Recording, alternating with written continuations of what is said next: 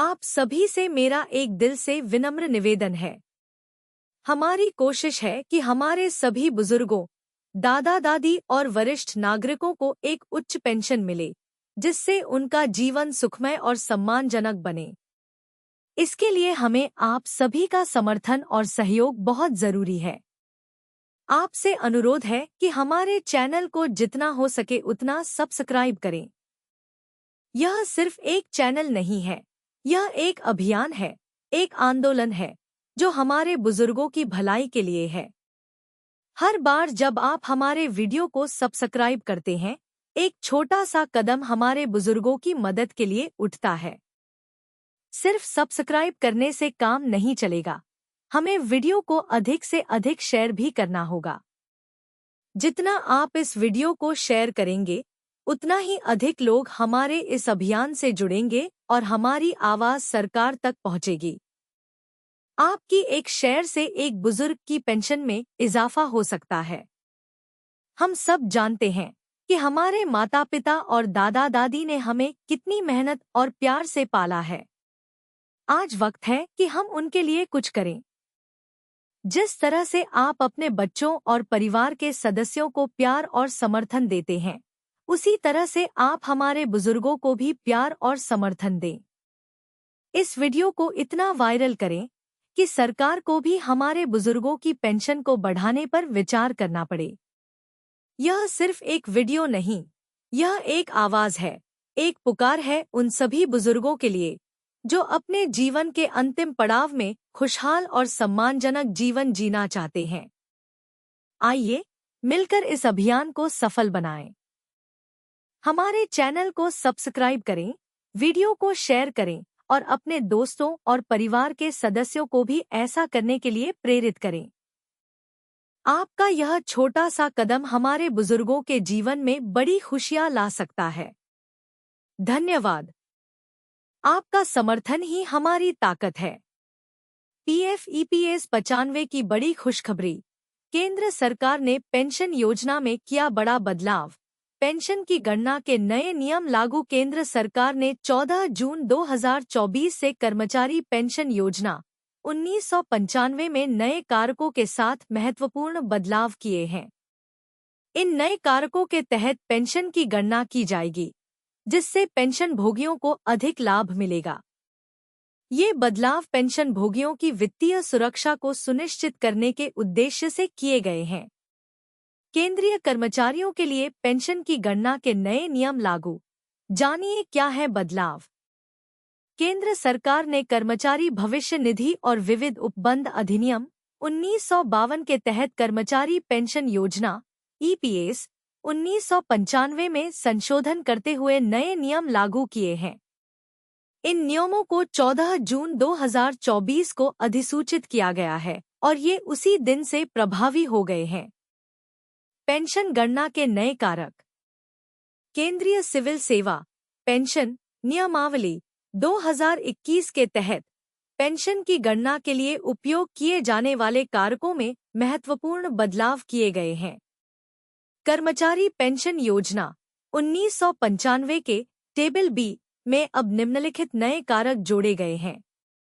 आयु कारक 35 से कम 14.2271, 36 से कम 15.36555, 37 से कम 16.595009, 38 से कम 17.92303, 39 से कम 19.35722, 40 से कम 20.90618, 41 से कम 22.57909, 42 से कम 24.38586। संशोधन का उद्देश्य। इस संशोधन का उद्देश्य पेंशन भोगियों को बेहतर पेंशन लाभ प्रदान करना है और यह सुनिश्चित करना है कि उनकी सेवानिवृत्ति के बाद की वित्तीय स्थिति अधिक सुदृढ़ हो। पेंशन की गणना में इन नए कारकों का उपयोग करके पेंशन की राशि में वृद्धि होने की संभावना है। लागू होने की तारीख। नए नियम 14 जून 2024 से लागू हो गए हैं। इससे पहले कर्मचारी पेंशन योजना 1995 को 16 नवंबर 1995 को अधिसूचित किया गया था और आखिरी बार 3 मई 2023 को संशोधित किया गया था। आधिकारिक अधिसूचना। सरकार की आधिकारिक अधिसूचना के अनुसार ये बदलाव पेंशन योजना को अधिक प्रभावी और लाभकारी बनाने के लिए किए गए हैं। पेंशन और पेंशनभोगी कल्याण विभाग ने इन संशोधनों को लागू करने के आदेश जारी किए हैं और सभी संबंधित विभागों को इसका पालन करने के निर्देश दिए गए हैं। EPS 95 पेंशन सबका साथ सबका विश्वास के दायरे में नहीं, पेंशनर्स 1000 में गुजारते रहिए जिंदगी। केंद्र सरकार की नीतियों पर पेंशनर्स सोशल मीडिया पर सवाल उठा रहे हैं। सूचना जी न्यूज छत्तीसगढ़। कर्मचारी पेंशन योजना 1995, एम्प्लॉय पेंशन स्कीम 1995। यह शब्द इस वक्त सुर्खियों में है। न्यूनतम पेंशन 1000 रुपये से बढ़ाकर 7500 रुपये करने की आवाज बुलंद की जा रही है। कर्नाटक के बेंगलुरु के रहने वाले पेंशनर सत्यनारायण हेगड़े ने सरकार पर तंज कसते हुए भड़ास निकाली। लिखा, प्रधानमंत्री मोदी, प्राइम मिनिस्टर नरेंद्र मोदी के 2 बार के वादे के बावजूद उन्होंने और उनके श्रम एवं रोजगार मंत्री, minister of labour and employment, ने जानबूझकर उन असहाय और गरीब पेंशन भोगियों को नजरअंदाज किया। पेंशनर्स प्रसिद्ध नारे सबका साथ, सबका विश्वास के दायरे में नहीं आते। हेगड़े ने लिखा, प्रधानमंत्री मोदी के लिए पेंशन भोगी, पेंशनर्स बोझ हैं और उन्हें तीसरे दर्जे के नागरिक के रूप में देखा जाता है और वे पाकिस्तान और अफगानिस्तान के लोगों से भी बदतर हैं, जिन्हें टनों गेहूं भेजा गया था, जबकि हमारे पेंशनभोगी अपनी सेवा के दौरान कड़ी मेहनत से अर्जित योगदान और अपर्याप्त चिकित्सा उपचार के बावजूद पर्याप्त उचित पेंशन के बिना मर रहे हैं। मोदी ने अपने किले को सुरक्षित रखने के लिए बहुत से पेंशनभोगी अपने साथ हुए अन्याय के लिए मोदी को कोसते हुए अंतिम सांस ले रहे हैं।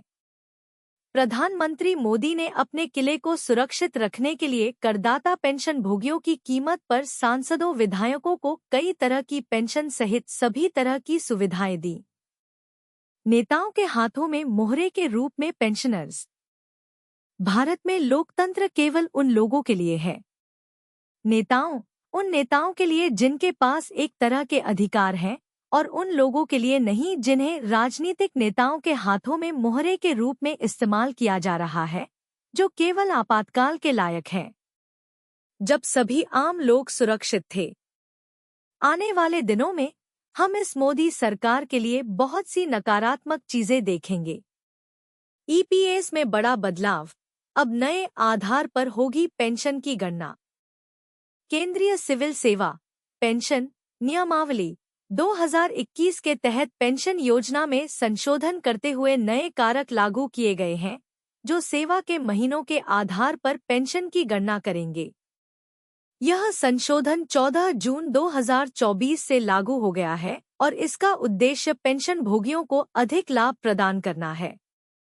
पेंशन और पेंशनभोगी कल्याण विभाग ने किया अधिसूचित। जानिए नए नियम। 14 जून 2024 को केंद्रीय सिविल सेवा पेंशन नियमावली 2021 के तहत कर्मचारी पेंशन योजना 1995 में बड़े बदलाव किए गए हैं। नए संशोधन के तहत पेंशन की गणना के लिए नए कारक निर्धारित किए गए हैं, जो कर्मचारियों की सेवा अवधि के अनुसार लागू होंगे। संशोधन का उद्देश्य। इस संशोधन का मुख्य उद्देश्य पेंशन भोगियों को अधिक लाभ प्रदान करना और उनकी वित्तीय सुरक्षा को बढ़ाना है। नए नियमों के अनुसार अब कर्मचारियों की सेवा के महीनों के अनुसार पेंशन की राशि निर्धारित की जाएगी। टेबल डी में बदलाव। कर्मचारी पेंशन योजना 1995 के टेबल डी में नए कारकों को शामिल किया गया है। ये कारक कर्मचारियों की सेवा के महीनों के आधार पर पेंशन की गणना करेंगे। सेवा के महीने मजदूरी का अनुपात 10.08, 20.17,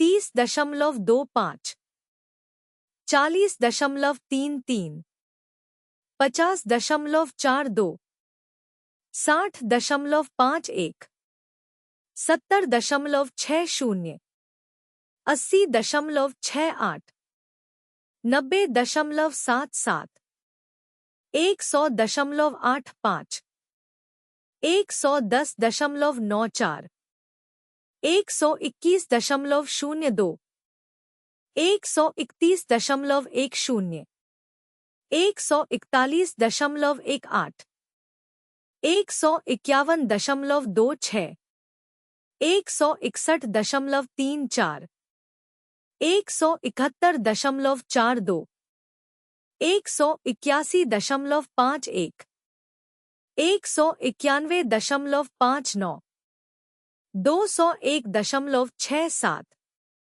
211.75, 221.83, 231.91, 241.99, 252.07, 262.16, 272.24, 282.32, 292.40, 302.49, 312.57, 322.65, 332.73, 342.82, 352.90, 362.98, 373.06, 383.15, 393.23, 403.32। महत्वपूर्ण बिंदु। पेंशन की गणना अब सेवा के महीनों के अनुसार नए कारकों के आधार पर की जाएगी।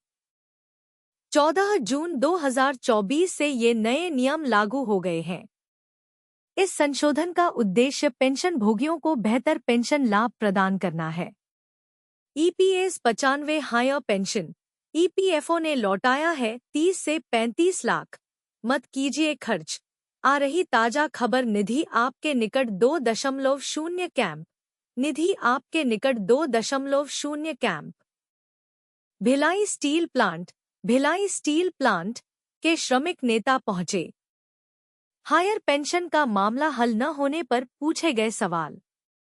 ईपीएफओ अधिकारियों ने केंद्रीय मामला बताया। Azmat Ali, Bhilai. EPS 95 higher pension को लेकर बड़ी खबर आ रही है। उच्च पेंशन की राह में आ रही अड़चन को दूर करने की दिशा में सकारात्मक प्रयास होने की बात कही जा रही है। कर्मचारी भविष्य निधि संगठन एम्प्लॉयज प्रोविडेंट फंड ऑर्गेनाइजेशन की ओर से संकेत दिया गया है कि सरकार गठित हो चुकी है। श्रम मंत्रालय उच्च पेंशन को लेकर कोई न कोई ठोस फैसला लेगा, जिसका पैसा वापस किया जा चुका है। कुछ माह में ही मामला हल होने की उम्मीद है। निधि आपके निकट 2.0 कैंप। निधि आपके निकट 2.0 कैंप में भिलाई स्टील प्लांट के श्रमिक नेता पहुंचे। बीएसपी की पूर्व मान्यता प्राप्त यूनियन सीटू के महासचिव जेपी त्रिवेदी और पूर्व कर्मचारी संघ के अध्यक्ष शांत कुमार ने ईपीएफओ के अधिकारियों से सवाल जवाब किया। कैंप के प्रभारी जय मोहन की ओर से आधिकारिक रूप से कुछ भी बोलने से इनकार कर दिया गया, लेकिन ऐसा शब्द बोला गया कि श्रमिक नेताओं की उम्मीदें जग गई। सीटू नेता ने ईपीएस 95 हायर पेंशन पर किया यह दावा। सूचनाजी.com को जेपी त्रिवेदी ने बताया कि पीएफ ट्रस्ट की वजह से ईपीएफओ ने ईपीएस 95 हायर पेंशन के लिए जमा पैसा तक लौटा दिया है। लेकिन अब संकेत दिया जा रहा है कि 2-4 माह के भीतर मामला हल होने जा रहा है। इसलिए जिन लोगों को 35 लाख रुपए तक ईपीएफओ की ओर से वापस भेजा गया था, उसे खर्च न करें। सब कुछ सही रहा तो यही पैसा आपका जमा करना पड़ सकता है। उच्च पेंशन के लिए यह राशि जमा होने के बाद ईपीएफओ और से हायर पेंशन आपके खाते में आएगी। Steel authority of India limited के पीएफ ट्रस्ट का विवाद। Steel authority of India limited steel authority of India limited के पीएफ ट्रस्ट के अंशदान को लेकर ईपीएफओ ने सवाल उठाया है। नियम विरुद्ध अंशदान की वजह से ईपीएफओ ने कर्मचारियों अधिकारियों की ओर से जमा पैसा तक वापस कर दिया है। लोकसभा चुनाव की वजह से पूरा मामला पाइपलाइन में चला गया था। अब नई सरकार गठित हो चुकी है, इसलिए पूरी उम्मीद है कि मामला हल हो जाएगा। इसलिए बोल रहे पैसा खर्च मत कीजिएगा। देश के कई पीएसयू के साथ इसी तरह का केस है। इसलिए दावा किया जा रहा है कि सरकार कुछ न कुछ राहत सेल कार्मिकों को देगी। अब देखना यह है कि यह राहत कब मिलेगी। इसलिए पैसा खर्च मत कीजिएगा, अन्यथा अचानक पैसे का इंतजाम करने में आपको कठिनाइयों का सामना करना पड़ जाएगा।